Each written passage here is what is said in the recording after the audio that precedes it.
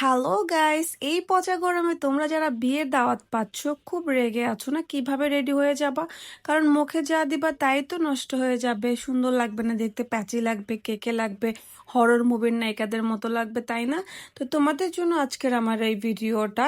অবশ্যই ভিডিওটা আগে সেভ করে নাও, শেয়ার করে দাও তোমার বন্ধুদের সাথে, তোমার বান্ধবীদের সাথে, যাদের সামনে প্রোগ্রামের দাওয়াত আছে তাদের সাথে।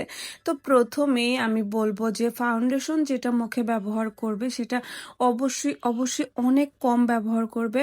এই পচা গরমে যত কম প্রোডাক্ট ফেসে ব্যবহার করবে ততই তোমার মেকআপ ফিনিশিং সুন্দর হবে এবং দেখতেও তোমাকে সুন্দর লাগবে।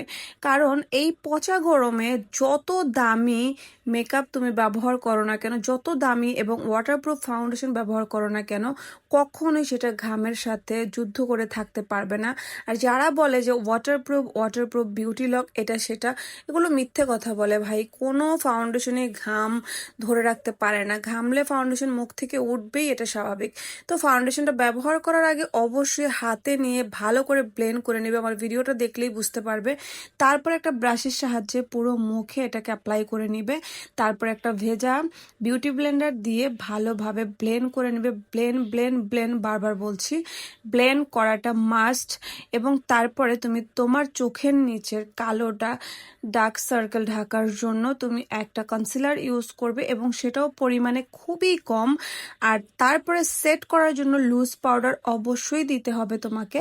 আর অবশ্যই লুজ পাউডারটা আগে ঝেড়ে নিবে হাতে ভালোভাবে দিয়ে, তারপরে তুমি ফেসে দিবা। অবশ্যই লুজ পাউডার ডিরেক্ট ফেসে দিবা না, এতে করে ঘামলে আরও দেখতে উদ্ভট লাগবে, খারাপ লাগবে। তো দেখো আমার ফেসটা কি রকম মাখনের মতো হয়ে গেছে ফাউন্ডেশনটা ব্লেন্ড হয়ে। এটা কিন্তু উইদাউট ফিল্টার দেওয়ার র ফেস। তো টাটা, বাই বাই।